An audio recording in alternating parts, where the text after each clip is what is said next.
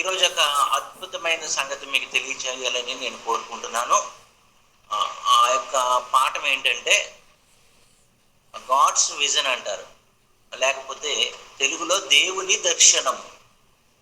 దేవుని యొక్క దర్శనము. దర్శనం అంటే ఇదో రాత్రి వచ్చే కళ కాదు. కళ వేరు, దర్శనం వేరు. కళ మనం పడుకుంటే నిద్రలోకి వెళ్ళిపోయినప్పుడు వచ్చే వాటిని కళ అంటారు. దర్శనం అంటే ఏంటంటే మనిషి ఇలా జరగాలి, ఇలా ఉండాలి అని కోరుకునే దాన్ని దర్శనం అంటారు. ఉదాహరణకి విజన్ ఆఫ్ గాడ్ కదా. విజన్ విజన్ అంటే ఈ విజన్, ఈ దర్శనం అన్న పదాలు మనకు అర్థం అవుతాయి. ఈరోజు నేను చెప్పే వాక్యాలు మీకు అర్థం అవుతాయి. ఇప్పుడు దుబాయ్ దేశం ఉంది కదండి. ఒకప్పుడు ఎడారి. 1975 ఆ ప్రాంతంలో దుబాయ్ దేశం అంతా ఎడారి. అమెరికా వాళ్ళు శాటిలైట్ కనుగొన్న తర్వాత అంతరిక్షంలోకి ఆ శాటిలైట్ను ప్రవేశపెట్టి ఆ శాటిలైట్తో ఆ ఎడారి ప్రాంతాన్ని ఫోటోలు తీయగా ఆ లోపల ఖనిజాలు అంటే ఆయిల్ రిసోర్స్ ఉన్నాయని వాళ్ళకి అర్థమైంది. అప్పుడు అమెరికన్స్ దుబాయ్ వాళ్ళతో ఏం చేసుకున్నారంటే అగ్రిమెంట్ చేసుకున్నారు. ఇదిగో మీరు ఎలాగా ఈ రిసోర్స్, ఈ ఆయిల్ మీరు తీయలేరు, మేము తీస్తాం, ఇన్ని సంవత్సరాలు అగ్రిమెంట్ చేసుకుందాం, మీకింత మాకింత. ఒక 25 సంవత్సరాల అగ్రిమెంట్, మీకింత మాకింత అని. అప్పుడు దుబాయ్ రాజు ఏం చేశాడంటే అమెరికా వాళ్ళతో అగ్రిమెంట్ చేసుకుని ఆయిల్ తీశారన్నమాట. గొప్ప లాభం వచ్చింది దుబాయ్ రాజుకి. 2000 సంవత్సరం వరకు చాలా ఆయిల్ బయటకు వచ్చింది, చాలా లాభం వచ్చింది. దుబాయ్ రాజు అప్పుడు ఒక ఆలోచన చేశాడు. అంటే 1995 ఆ సంవత్సరంలో మరి ఆయిల్ తీసేస్తున్నాం కదా లోపల నుంచి, ఏదో ఒక రోజు ఈ ఆయిల్ ఏమైపోద్దంటే మనం తీగ ఆయిల్ నిక్షేపాలు అయిపోతాయి. మరి ఆయిల్ నిక్షేపాలు అయిపోతే మళ్ళీ మనం ఏమైపోతాం, మళ్ళీ పేదోళ్ళం అయిపోతాం. ఈ ఆయిల్ నుంచి వచ్చే ఆదాయమే కాకుండా వేరే ఆదాయాన్ని కూడా మనం సమకూర్చుకోవాలి అని ఏం చేశాడంటే ఆ దుబాయ్లో ఉన్న మంత్రులను, అధికారులను, అలాగే ప్లానింగ్ ఆఫీసర్స్ను, ఇంజనీర్స్ను వీళ్ళందరినీ సమకూర్చి ఒక మీటింగ్ పెట్టాడు. ఇదిగో మన ఆయిల్ నిక్షేపాలు అయిపోతాయి, తర్వాత మన దేశం పరిస్థితి ఏంటి. కాబట్టి మనం ఏం చేస్తామంటే మన దేశాన్ని ఒక టూరిస్ట్ హబ్గా మార్చేద్దాం. అనేక మంది అమెరికా వాళ్ళు, బ్రిటన్ వాళ్ళు, కెనడా వాళ్ళు, ఇండియా వాళ్ళు మన దేశానికి రావాలి. మన దేశంలో మంచి మంచి బీచ్లు, ఎయిర్పోర్ట్లు, అలాగే హోటల్స్, మంచి మంచి షాపింగ్ కాంప్లెక్స్లు కట్టేద్దాం. ప్రపంచంలో ఎక్కడా దొరకని వస్తువులన్నింటినీ మన దేశానికి తీసుకొచ్చి ఇక్కడ మనం ఏం చేద్దామంటే ట్యాక్స్ లేకుండా అతి తక్కువ ధరకు అమ్ముదాం. ఉదాహరణకి మన ఇండియాలో ఐఫోన్ ఉంది కదండి. ఐఫోన్ 1,50,000 కదా. అదే దుబాయ్లో కొనుక్కుంటే మనం అది 1,10,000 వచ్చేస్తుంది. అంటే ఒక 40,000 రూపాయలు తగ్గుతుంది మనకి. ఎందుకు అంటే ట్యాక్స్లు తక్కువ అక్కడ. ఇక్కడ జిఎస్టీ అంటారు, అది అంటారు, ఇది అంటారు, బోల్ ట్యాక్స్ వేస్తారు. ఖచ్చితంగా వాళ్ళు ఏం చేశారంటే దుబాయ్ని ఒక మరి బిజినెస్ సెంటర్గా చేద్దాం, దుబాయ్ని ఒక టూరిస్ట్ హబ్గా మార్చేద్దాం అని వాళ్ళు ఏం చేశారంటే విజన్ 2000 అని పెట్టారండి. విజన్ 2000 అంటే 2000 అంటే 2000 సంవత్సరానికి మన దుబాయ్ ఇలాగుండాలి. ఒక దర్శనం. ఆ రాజుగారు ఒక దర్శనం. ఆ దర్శనం ఏంటంటే 2000 సంవత్సరానికి మన దుబాయ్ దేశం ఇలా టూరిస్ట్ హబ్గా మారిపోవాలి. ఆ తర్వాత మళ్ళీ విజన్ 2010 2010 సంవత్సరానికి మన దేశాన్ని ఎలా చేయాలి. ఆ తర్వాత మళ్ళా విజన్ దుబాయ్ 2025 ఇలా మారిపోవాలి మన దుబాయ్.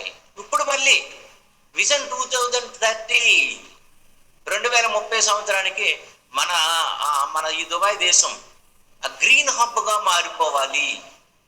అంటే మా దేశం ఇలా ఉండాలి అని రాజు ఏం చేశాడు, దర్శనం చేశాడు. దర్శనం అది అందరికీ చెప్పాడు.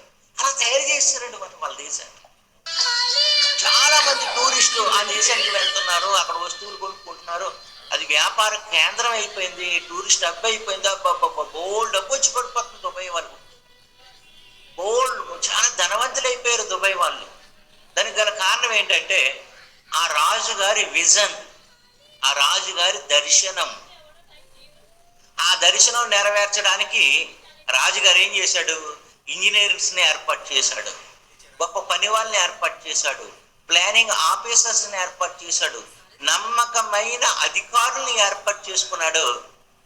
ఆ రాజుగారి విజన్ ఏమైపోయిందంటే సక్సెస్ఫుల్ అయ్యింది. ఒక రాజుకి ఇటువంటి విజన్లు ఉన్నప్పుడు వారి దేశముల గురించి ఆ మూడు లోకాలను పరిపాలిస్తున్న తండ్రి అయిన దేవుడు, పరలోకమందున్న దేవుడు, ఆయన విజన్ ఏంటి, ఆయన దర్శనం ఏంటి అని మనం ఆలోచిస్తే ఆయనకు కూడా దర్శనం ఉంది.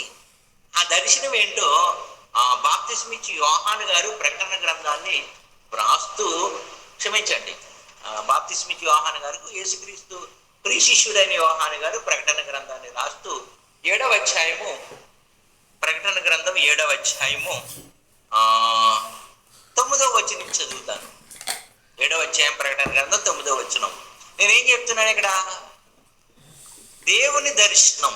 దర్శనం అంటే భవిష్యత్తులో ఇలా ఉండాలి, ఇలా చూడాలి, ఇలా నా ఎదుటి ఇలా జరగాలి, అది విజన్ అంటారు, లేకపోతే దర్శనం అంటారు. దేవుని దర్శనాన్ని ఈ యేసుక్రీస్తు ప్రియ శిష్యుడైన యోహాను గారు పద్మాసు దీపమందు పరపస్తావగా ఆయన కనుగొన్నాడు, ఆయన తెలుసుకున్నాడు, ఆయన రాసి పెడుతున్నాడు. ఏమని 9వ వచనం, అటు తర్వాత నేను చూడగా ఇదిగో ప్రతి జనములో నుండి అండర్లైన్ చేసుకోవాలి, ప్రతి వంశములో నుండి వచ్చి ఎవడను లెక్కింపజాలని ఒక జన సమూహము కనబడును. ఎక్కడ? పరలోకమందు కనబడును. వారి లెక్క ఎవడను లెక్కింపజాలని ఒక గొప్ప సమూహము కనబడును. వారు తెల్లని వస్త్రములు ధరించుకున్న వారై. తెల్లని వస్త్రాలు దేనికి సూచన? పరిశుద్ధతకు సూచన, పరిశుద్ధులకు సూచన. అంటే పరలోకములో ఆయన ఏం చూస్తున్నాడంట? కోట్ల మంది ప్రజలు, లెక్కింపజాలని ప్రజలను చూస్తున్నాడంట. వారందరూ ఎలా ఉన్నారంట? తెల్లని వస్త్రములు ధరించుకున్న వారై. ఎక్కడి నుంచి వచ్చారంట? భూమి మీద ఆయా భాషలు మాట్లాడు వారిలో నుండి, ప్రతి జనములో నుండి పరలోకానికి చేరుకుని అక్కడ తెల్లని వస్త్రములు ధరించుకుని ఏం చేస్తున్నారంట? ఏమండి, చోరపు మట్టల చేత పట్టుకుని సింహాసనం ఎదుటను గొర్రెపిల్ల ఎదుటను నిలవబడి, సింహాసనాసీనుడైన మా దేవునికి గొర్రెపిల్లకును మా రక్షణకై స్తోత్రమని మహాశబ్దముతో ఎలుగెత్తి చెప్పిరి. ఏం చేస్తున్నారు? ఆ సింహాసనం ముందు ఏం చేస్తున్నారంటే, మాకు రక్షణ ఇచ్చావు కదా, అందుకు నీకు చాలా ధన్యవాదాలు తండ్రి, నీకు స్తోత్రమనయ్యా అని ఎలుగెత్తి చెప్తున్నారంట. అక్కడ ఇంకెవరున్నారు? 24 పెద్దలు ఉన్నారు, దేవదూతలు ఉన్నారు, 4 జీవులు ఉన్నారు. వారిలో సింహాసనం ఎదుట సాష్టాంగపడి ఆమె యుగ యుగముల వరకు మా దేవునికి స్తోత్రమును మహిమయు జ్ఞానమును కలుగునుగా. కానీ వాళ్ళు కూడా ఏం చేస్తున్నారు? వాళ్ళు కూడా దేవుని స్తుతిస్తున్నారు. ఇది కనపరిచాడు దేవుడు ఎవరికి? యోహాను గారికి. ఇది ఏంటంట? ఇది జరిగిందా, జరగబోతుందా, జరుగుచున్నదా, జరగబోయేదా? సరే ఆలోచించండి. నేను చెప్తున్న విషయం చిన్న విషయం కాదు, చాలా పెద్ద విషయం చెప్తున్నాను మీకు. ఇప్పుడు మనం చదివింది పరలోకములో యోహాను గారు చూస్తుంది. చూస్తున్నది జరిగిపోయిందా, జరగబోద్దా? జరగబోయేదాన్ని యోహాను గారికి దేవుడు చూపించాడండి, చూపించాడు. ఏమంటే ఇప్పుడు మనం ఒక విషయం ఆలోచించాడు.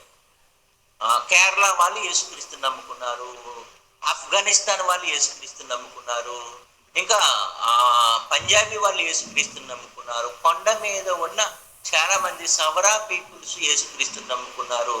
ఆయా భాషలు, ఆయా ప్రజలలో నుంచి చాలా మంది యేసుక్రీస్తుని నమ్ముకున్నారు, రక్షణ పొందుకున్నారు. ఈ రక్షణ పొందుకున్న వాళ్ళందరూ పరలోకం వెళ్ళిపోయారు, చచ్చిపోయి ఎక్కడున్నారు? వాళ్ళు పరదేశంలో ఉన్నారు. యేసుక్రీస్తు రెండవ రాకడలో వాళ్ళు మనము కలిసి పరలోకానికి వెళ్తాం. అక్కడ దేవుణ్ణి స్తుతిస్తాం. మనం అక్కడ స్తుతిస్తాం. అంటే అలా జరుగుతుంది, అలా జరుగుతుంది. పరలోకములో ఇలా జరుగుతుంది, భవిష్యత్తులో ఇలా చేస్తాం. రక్షణ పొందుకున్న వారమైన మనం పరలోకములో దేవుని ఇలా స్తుతిస్తాం. ఇలా స్తుతించాలి అని ఎవరి దర్శనం? దేవుని దర్శనం అండి. ఎవరి విజను? దేవుని విజన్. ఏమండి, అది ఎప్పుడు జగత్తుకు పునాది వేయబడక మునిపే దేవునికి ఒక దర్శనం ఉంది, దేవునికి ఒక విజన్ ఉంది. భవిష్యత్తులో పరిశుద్ధులైన నా పిల్లలు నన్ను స్తుతించాలి. ఒక విషయం ఆలోచించండి, మనం భూమి మీద ఉన్నాం, ఇప్పుడు చూస్తున్నది దేవుని దర్శనం ఎక్కడ నెరవేరాలి? పరలోకంలో నెరవేరాలి. అయితే మరి దేవుడు పరలోకంలోనే మనల్ని అందరినీ పుట్టించవచ్చు కదా, భూమి మీద ఎందుకు పుట్టించాడు? ఎందుకంటే పరలోకములో డైరెక్ట్గా మనల్ని ఎందుకు పుట్టించలేదు అంటే, మనుషులు చేసిన, దేవుడు చేసిన మనుషులలో కూడా పాపులు ఉన్నారండి. పాపం చేస్తున్నాం మనం.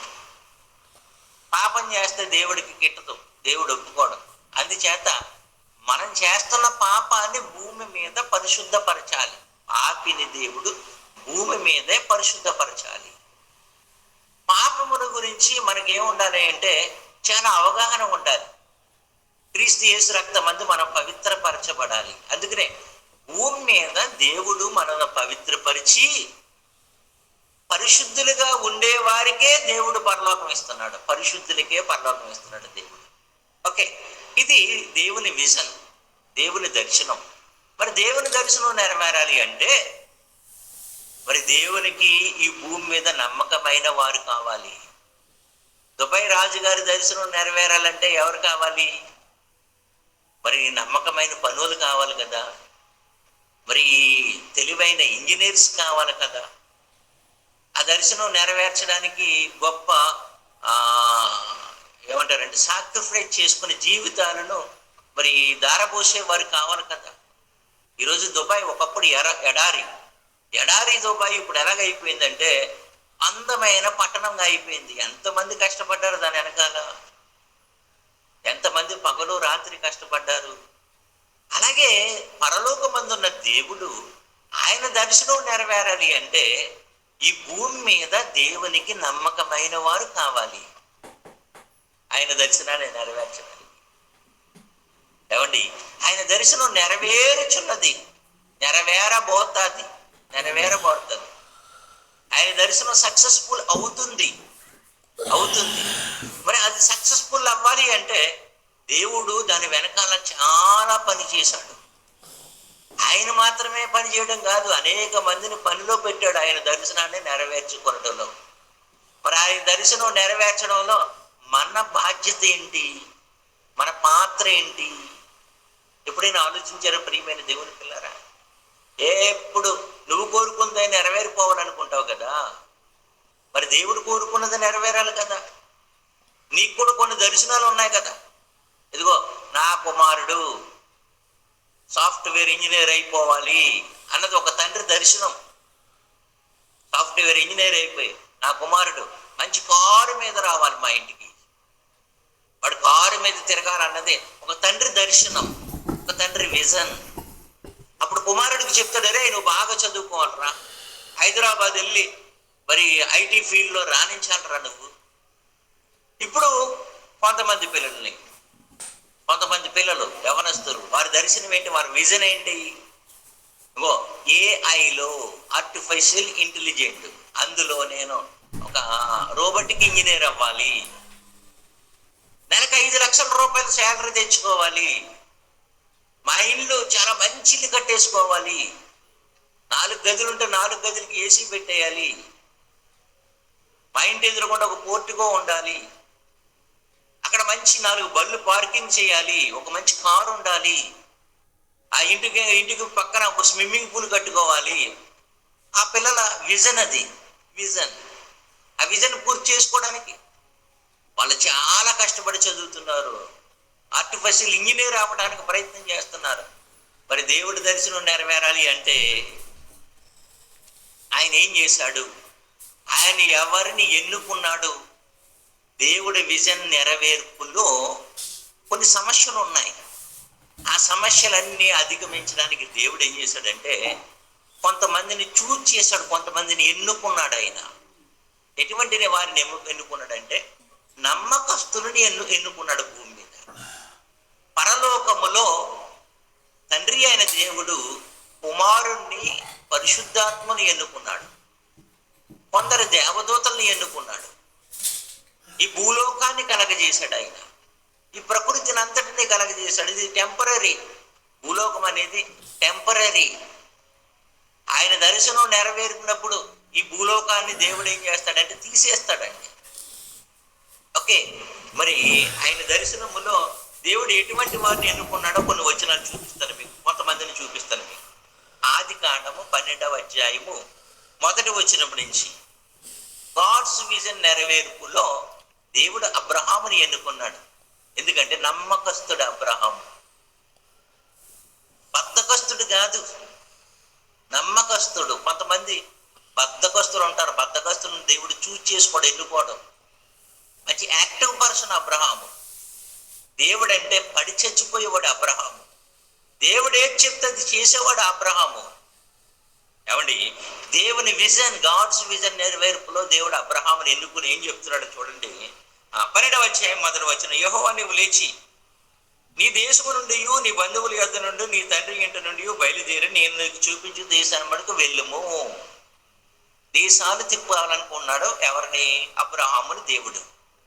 దేశములు తిప్పాలి, నేను నీకు చూపించి దేశానికి వెళ్ళుము. ఇప్పుడు నేను కాకినాడలో ఉన్నానండి. శ్రీకాకుళం నుంచి కాకినాడ రావాలి అంటే ఏమండి, శ్రీకాకుళం దాటాలి, ఇంకా వైజాగ్ దాటాలి, ఇంకా తుని దాటాలి, ఇంకా నక్కపల్లి దాటాలి, ఇంకా ఏమున్నాయి, పిఠాపురం దాటాలి. ఇవన్నీ దాటిన తర్వాత కాకినాడ వచ్చాను. కాకినాడలో ఉన్నాను. ఇవన్నీ దాటుకుంటూ రావాలి. దేవుడు ఒక దేశానికి పంపించేటప్పుడు అబ్రహాం ఎన్నో దేశాలు దాటుకుంటూ వెళ్ళాలి. ఇప్పుడు నా ప్రయాణం కాదు, అప్పుడు ఇక్కడ ప్రయాణాలు వేరు. ఆ దేశాలు దాటుతున్నప్పుడు అనేక మంది అన్యజనుల మధ్య ప్రయాణం చేయాలి. అనేక మంది అన్యజనుల మధ్య తన గుడారాన్ని వేసుకోవాలి. అనేక మంది అన్యజనులతో అతను సంప్రదింపులు చేయాలి. వారి మధ్య బలిపీఠము కట్టి యెహోవా దేవునికి బలర్పించాలి. తద్వారా అన్యజనులకు అబ్రహాము దేవుడు పరిచయం అవుతున్నాడు. ఎవరు పరిచయం అవుతున్నారు? దేవుడు అబ్రహాముని బయలుదేరమన్నాడు. ఆయన దాని వెనకాల ఏముంది? ఏంటి దేవుడా అబ్రహాముని దేశాన్ని తిప్పావంటే, నాకు ఒక దర్శనం ఉంది నాయన. ఆ దర్శనము నెరవేర్పు కొరకే నేను అబ్రహాముని ఎన్నుకున్నాను. నేను ఏం చెప్తే చేస్తాడు అబ్రహాం, తిరిగి ప్రశ్నించడు. ఈ రోజుల్లో దైవజనులు మరి ఈ సంఘంలో ఉన్న వారికి ఏదైనా పని అప్ చెప్తే ఎన్ని ప్రశ్నలు వేస్తారు. ఏమండి, దేవుడు ఏమన్నాడు చూడండి. 2వ వచనం. నిన్ను గొప్ప జనముగా చేసి నిన్ను ఆశీర్వదించి నీ నామమును గొప్ప చేయుదును. నీవు ఆశీర్వాదముగా ఉందువు. నిన్ను ఆశీర్వదించు వారిని ఆశీర్వదించును, నిన్ను దూషించే వారిని శపించును. భూమి యొక్క సమస్త వంశములు నీ యందు ఆశీర్వదింపబడినని అబ్రహాముతో అనగా ఇక్కడ ఒక వచనం ఉంది. భూమి యొక్క సమస్త వంశములు అని ఉంది. అక్కడ మనం చదువుకున్నాం కదా, ప్రతి వంశములో నుండి, ప్రతి జనములో నుండి అని ఉంది అక్కడ. అంటే దేవుని దర్శనములో ప్రతి వంశము ఉంది, ప్రతి జనాంగం ఉంది. అబ్రహామును దేవుడు జనాంగానికి మధ్యకు పంపుతున్నాడు. అబ్రహామును దేవుడు ప్రతి వంశము మధ్యకు పంపుతున్నాడు. నీ నుండి నీ ద్వారా ప్రతి వంశమును నేను ఆశీర్వదిస్తాను అంటే అబ్రహాము ద్వారా అబ్రహాము గర్భములో నుంచి ఒక మహానుభావుడు పుట్టుకొస్తాడు. ఆయన యేసుక్రీస్తు వారు. ఇక్కడ డైరెక్ట్ గా కనపడలేదు యేసుక్రీస్తు వారు, ఇండైరెక్ట్ గా కనపడుతున్నాడు. యేసుక్రీస్తుని పెట్టాడు. ఏమండి, నీ నీ నీ నీ యొక్క వంశము నుండి నిన్ను ఆశీర్వదించు వారిని ఆశీర్వదిస్తాను.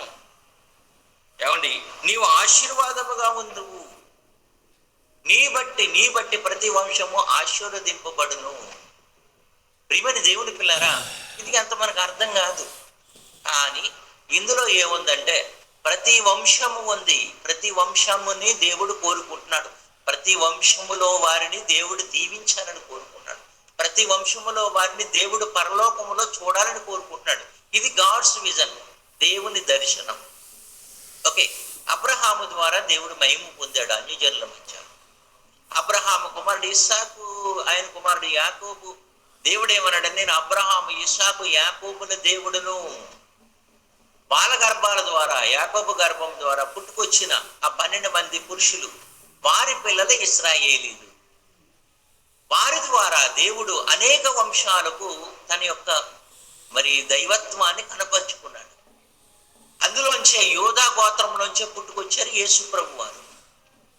ఆ యేసుక్రీస్తు ద్వారా ఈరోజు మనం యేసుక్రీస్తు ద్వారా రక్షణ పొందుకున్నాం. మనం యేసుక్రీస్తు ద్వారా పరసంబంధమైన ఆశీర్వాదాలు పొందుకున్నాం మనం. ఏమంటే ఇదంతా గాడ్స్ విజన్, దేవుని యొక్క విజన్, దేవుని దర్శనం. ఇది దేవుడు కోరుకున్నాడు, ఇలా జరగాలి, ఇలా జరగాలి, ఇలా జరగాలి.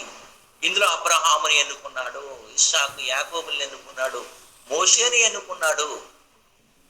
ఈరోజు నిన్ను నన్ను కూడా ఎన్నుకున్నాడు. మనం ఎందులో ఉన్నాం? దేవుని దర్శనపు నెరవేర్పులో ఉన్నాం మనం. ఓకే, మరొక వచనాన్ని చదువుతాం.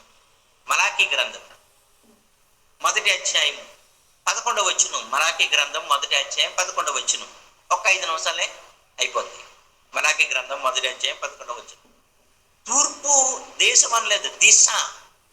తూర్పు దిశ మొదలుకొని పడమటి దిశ వరకు, తూర్పు పడమటి దిశ వరకు అన్యజనులలో నా నామము ఘనముగా ఎంచబడును.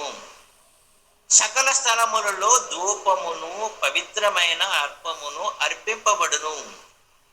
అన్యజనుల్లో నా నామము ఘనముగా ఎంచబడునని సైన్యములకు అధిపతి యెహోవా సెలవిచ్చుతున్నాడు. అన్యజనులలో నా నామము ఘనముగా ఎంచబడును. కాకినాడలోనండి ప్రతిరోజు ఏదో ఒక పక్క మీటింగ్ జరుగుతూనే ఉంటాయండి. అలాగే గుంటూరులో కూడా ఏదో పక్క మీటింగ్ జరుగుతూనే ఉంటాయి. మన శ్రీకాకుళంలో ఏదో ఒక దైవజనుడు ఒక 10 మందిని వేసుకుని ఆ కొండ ఎక్కుతాడు సువార్త ప్రకటించడానికి, ఈ వీధిలోకి వెళ్తూ ఉంటాడు సువార్త ప్రకటించడానికి. అంటే దేవుని నామము అన్యజనులలో ఏమవుతుంది? ఘనపరచబడుతున్నది. ఒక రకంగా అన్యజనుల మధ్య మనం ఏం చేస్తున్నామంటే ప్రార్థిస్తున్నాం, ప్రార్థనా ధూపం వేస్తున్నాం మనం. అమ్మో, క్రైస్తవుల దేవుడు గొప్పోడండి. ఇప్పుడే కాదు, అప్పుడు కూడా ఇశ్రాయేలు దేవుడు గొప్పోడండి. మీ దేవుడు గొప్పోడే కానండి, మాకండి వాళ్ళు ఉన్నారండి, వీళ్ళు ఉన్నారండి అంటారు.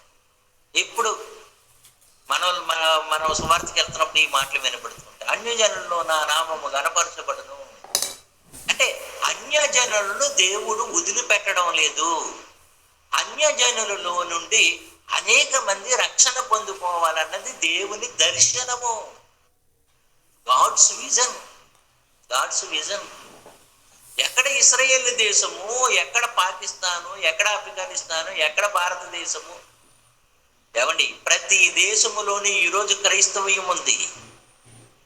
అంటే ఆశీర్వదింపబడ్డాం మనం. అబ్రహాముకి ఇచ్చిన ఆశీర్వాదములో మనం ఉన్నామండి. ఏంటి ఆశీర్వాదం? ఇదిగో దేవుని దర్శనపు నెరవేర్పులో మనం పాలి భాగస్థులమై ఉన్నాం. అదే మనకు గొప్ప ఆశీర్వాదం అండి. ఇక్కడ అన్యజనులు కనపడ్డారు.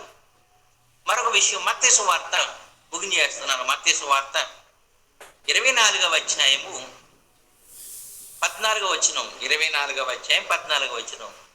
మరి ఈ రాజ్య సువార్త సకల జనులకు. అక్కడ ప్రకటన గ్రంథంలో ఏం చూసాం? ప్రకటన గ్రంథంలో ఆయా భాషలు మాట్లాడే వారిలో నుండి, ప్రతి జనములో నుండి, ఇక్కడ సకల జనములకు ఏం ప్రకటింపబడాలి? సువార్త ప్రకటింపబడాలి. సకల జనములకు సాక్షార్థమై లోకమంతటా సువార్త ప్రకటింపబడాలి. అంటే నువ్వు సువార్త ప్రకటిస్తున్నావంటే ఎవరి దర్శనాన్ని నెరవేరుస్తున్నావు? దేవుడి దర్శనాన్ని నెరవేరుస్తున్నావు. ఆలోచించండి. రాజుగారి, దుబాయ్ రాజుగారి యొక్క దర్శనం ఏంటి? దుబాయ్ దేశము అందమైన దేశం అయిపోవాలి. దుబాయ్ దేశము మరి వాణిజ్యానికి కేంద్రం అయిపోవాలి. ఎంతమంది పనిచేశారు దానికోసం? దుబాయ్ దేశస్తులు పనిచేశారు, కేరళ వాళ్ళు పనిచేశారు, ఆయా దేశాల వాళ్ళు అక్కడికి వెళ్ళి నమ్మకముగా పనిచేశారు. కాబట్టి ఈరోజు ఆ దుబాయ్ రాజు గారి యొక్క దర్శనం నెరవేరింది, ఆయన విజన్ నెరవేరింది. దుబాయ్ 2000 అన్నాడు, విజన్ 2000 అన్నాడు, విజన్ 2010 అన్నాడు, విజన్ 2015 అన్నాడు, ఇప్పుడు విజన్ 2030 అంటున్నాడు. గ్రీన్ సిటీగా, గ్రీన్ ఎనర్జీగా మార్చేస్తాడంట ఆ దుబాయ్ని. దుబాయ్ దేశం ఇప్పుడు మనం ర్యాపిడో బుక్ చేసుకుంటే డ్రైవర్లెస్ కార్లు వస్తాయండి. డ్రైవర్లెస్ కార్లు. ప్రియమైన దేవుని పిల్లారా, ఆలోచించండి. చాలా డెవలప్ అయ్యారు. దానికి గల కారణం ఏంటంటే ఆ రాజుగారి దర్శనం. దాని కింద ఎంతో మంది నమ్మకస్తులు పనిచేశారు. దేవుడు దర్శనం నెరవేర్పులో నువ్వు పనిచేస్తున్నావా? ఆయన పరలోకమందు అనేక మంది పరిశుద్ధులను చూడాలని కోరుకుంటున్నాడు. మరి పాపము చేసిన అన్యజనుల్లో అనేక మంది పరిశుద్ధులు అవ్వాలి అంటే నువ్వు క్రీస్తుని గురించిన సువార్తను ప్రకటించాలి. అలా ప్రకటించినప్పుడు వాళ్ళ బాప్తిసం పొందుకుంటే వాళ్ళు ఏం గడిగేసుకుంటున్నారు? వాళ్ళ పాపాన్ని గడిగి వేసుకుంటున్నారు.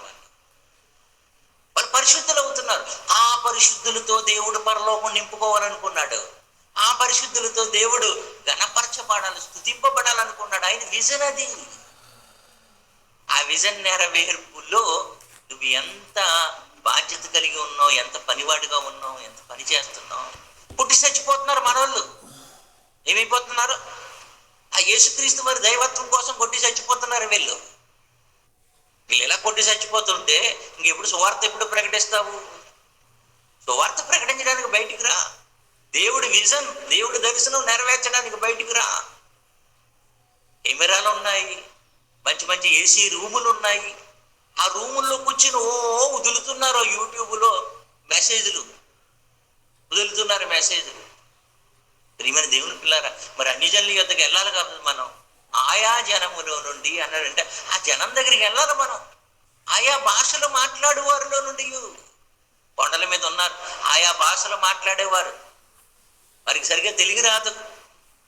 పూర్వీకులకి ఇప్పుడు అందరికీ తెలుగు వచ్చింది. వెళ్ళాలి, ఆయా భాషలు మాట్లాడే వారి దగ్గరికి వెళ్ళాలి, ఆయా జనము యొద్దకు వెళ్ళాలి మనం. వాళ్ళకి సువార్త ప్రకటించాలి. వాళ్ళు యేసుక్రీస్తుని నమ్ముకుని క్రీస్తు యేసు రక్తమందు కడగబడాలి, పరిశుద్ధపరచబడాలి, పరిశుద్ధలుగా ఉండుటకు సంఘములో చేర్చబడాలి. సంఘము దేవుని దర్శనములో గొప్ప భాగము. సువార్త దేవుని దర్శనములో గొప్ప కార్యమది సువార్త అనేది. ప్రియమైన దేవుని పిల్లారా, ఇవన్నీ జరుగుతున్నాయంటే ఎవరి దర్శనం నెరవేర్పు కొరకు? పరలోకములో దేవుడు పరిశుద్ధులతో కొనియాడబడాలనుకున్నాడు కదా. అక్కడ పరలోకం అనేది పరిశుద్ధులతో నింపబడాలి అంటే భూమి మీద మనము దేవుని దర్శనము నెరవేర్పు కొరకు కష్టపడాలండి. అబ్రహాం కష్టపడ్డాడు, ఇస్సాకు యాకోబులు కష్టపడ్డారు, తిరిగారు వాళ్ళు, ఆయా దేశాలు వెళ్ళారు వాళ్ళు. మరి నువ్వెక్కడికి వెళ్తున్నావు? మనం వెళ్ళే వారిని పంపిస్తున్నావా? ఇదిగో అయ్యగారు దేవుని దర్శనాన్ని నెరవేర్చండి, దేవుని దర్శనాన్ని నెరవేర్చడానికి ఇదిగో నా వంతు నేను సహాయము చేస్తాను. నువ్వు వెళ్ళకపోతే వెళ్ళేవారిని పంపించు. మన దేవుని పిల్లలు నీ చుట్టుపక్కల కూడా అన్యజనులు ఉన్నారు, వాళ్ళని ప్రేమించు, వాళ్ళని ఆదరించు, వాళ్ళ కోసం ప్రార్థించి చిన్న ప్రార్థన కూడికి పెట్టుకుని వాళ్ళందరినీ పిలువు, దైవజనులు పిలిచి చక్కగా వాక్యం చెప్పించు. క్రీస్తు రక్తమే ప్రతి పాపం నుంచి విడుదల చేస్తుందన్న విషయం వాళ్ళు తెలుసుకున్నారు. అయ్యో, నేను కూడా నా పాపాన్ని కడిగి వేసుకోవాలి, ఇదిగో నేను కూడా దేవుని దర్శనం నెరవేర్చుటకు నేను కూడా పరలోకం వెళ్ళాలి, లేకపోతే నరకానికి వెళ్ళిపోతే నరకంలో ఆత్మలు కాలిపోవాలన్నది దేవుడి దర్శనం కాదు. మనం నరకానికి వెళ్ళటం అనేది దేవుడి దర్శనం కాదు. దేవుడి దర్శనం పవిత్రపరచబడి, పాపి పవిత్రపరచబడి పరలోకానికి వెళ్ళిపోవాలి. అక్కడ తెల్లని వస్త్రము ధరించుకుని దేవుని ఎదుట కొనియాడాలి దేవుణ్ణి. నువ్వు మాకు రక్షణ ఇచ్చావు కదా తండ్రి, పాపిని పరిశుద్ధులుగా తీర్చిదిద్దావు కదా తండ్రి, నాకు రక్షణ ఇచ్చావు కదా, నన్ను విడుదల చేసావు కదా పాపం నుంచి. దేవుడా, నిన్ను చూసుకునే మహాభాగ్యం ఇచ్చావు, నాకు నిన్ను స్తుతించే మహాభాగ్యం ఇచ్చావు, నీతో ఉండే గొప్ప మహాభాగ్యాన్ని ఇచ్చావు, నీకు స్తోత్రము దేవుడా అని అక్కడ సంతోషంతో ఎలుగెత్తి చెప్పాలండి. అలా చూడాలనుకుంటున్నాడు దేవుడు మనల్ని, మన కుటుంబాన్ని, మన గ్రామస్తుల్ని. అది దేవుడి దర్శనం, అది గాడ్స్ విజన్, దేవుడి దర్శనం. సో నీ దర్శనాలు నెరవేర్పు కొరకే ప్రయాసపడ్డం కాదు, దేవుడి దర్శనం నెరవేరు కొరకు ప్రయాసపడ్డం. నీ కొడుకుని ఏ ఇంజనీర్ చేయాలనుకుంటున్నా, బోర్డు డబ్బులు వచ్చేస్తాయని. ఆయన నిన్ను, నీ కొడుకును దేవుడు పరలోకంలో పరిశుద్ధులుగా చూడాలని కోరుకుంటున్నాడు, పరిశుద్ధ జనాంగంగా చూడాలనుకుంటున్నాడు. తెల్లని వస్త్రములతో ఆయన ఎదుట నిలబడాలని దేవుడు, ఆయన ఎదుట నిన్ను చూడాలనుకుంటున్నాడు దేవుడు. అందుకోసం ఎంతో మంది దైవజనులను అనేక రకాలుగా ప్రయాసపడేటట్లు చేస్తున్నాడు దేవుడు. ఓకేనండి, చక్కగా విన్నారు. ఏమైనా ప్రశ్నలు ఏమైనా ఉంటే మరి దైవజనుల్ని అడగండి.